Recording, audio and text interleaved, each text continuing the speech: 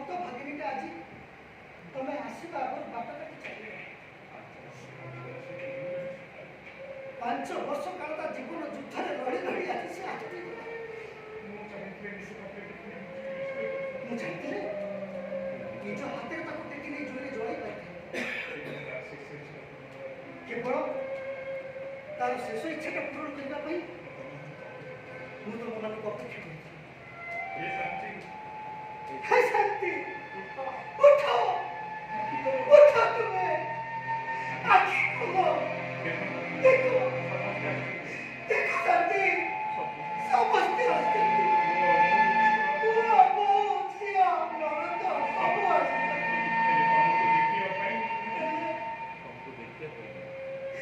ତମକୁ ଦେଖିବା ପାଇଁ ନୁହେଁ ଲୋ, କି କାନ୍ଧରେ ନେବା ପାଇଁ ନୁହଁ।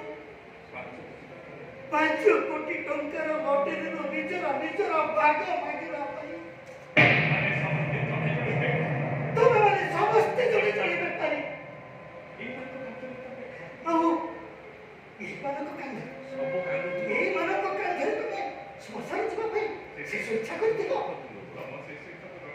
ତମ ଶେଷ ଇଚ୍ଛା ମୁଁ ରଖିପାରିବିନି ଶାନ୍ତି। ମତେ କ୍ଷମା କରିଦବ।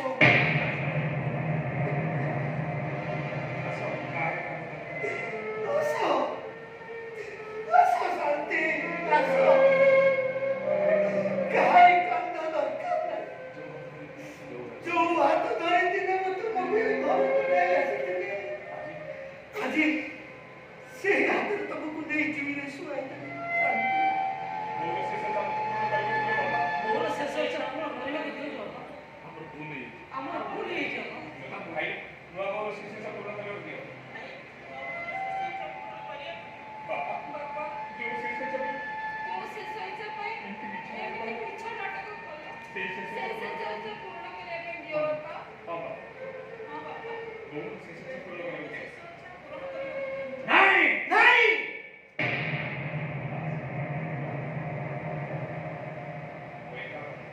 ମୁଁ ଏକା କରିବି।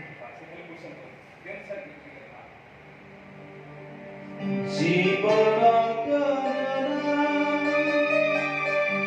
ଗୋଟିଏ ସତ, ମରଣ ପୁଣ୍ୟ ଜୀବନ ପାପ ରକତ ସମ୍ପର୍କ।